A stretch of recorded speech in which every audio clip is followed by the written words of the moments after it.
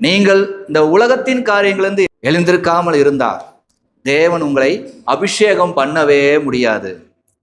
நீங்க அந்த கூட்டத்துக்கு தகுந்தாற் போல பேசிக்கொள்ளலாம். ரசிக்கப்பட்டீங்களான்னு யாரு கேட்டாலும் ரசிக்கப்பட்ட மாதிரி காட்டிக்கலாம். அபிஷேகம் பண்ணப்பட்டீங்களான்னு கேட்டா அபிஷேகம் பண்ண மாதிரி காட்டிக்கலாம். ஆனா அந்த இரண்டு இருந்துச்சுன்னா நீங்க முதலாவது குடும்பத்துக்கு வேறு மனிதர்களா இருப்பீர்கள். குடும்பம் உங்களை பார்த்து நற்பண்புகளை கற்றுக்கொள்ளும். குடும்பம் உங்களை பார்த்து ஒழுங்கை கற்றுக்கொள்ளும்.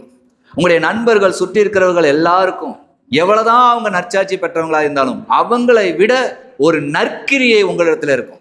நற்சாட்சி உங்களிடத்துல இருக்கவில்லையோ, நற்கிரியை உங்களிடத்துல இருக்கும்.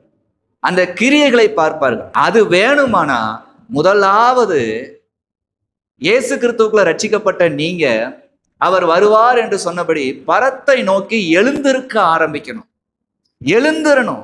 நீங்க எவ்வளவு தூரம் ரட்சிக்கப்பட்ட காலத்துல இருந்து இன்னைக்கு வரைக்கும் எவ்வளவு மாற்றம் உங்களுக்குள்ள இருக்குது. அந்த மாற்றம் அதுக்கு அடுத்தபடியா உங்களுடைய குடும்பத்துக்குள்ள, உங்களுடைய நண்பர்களுக்குள்ள எல்லாவித அற்புதத்தையும் அடையாளத்தையும் செய்ய ஆரம்பிக்குதா?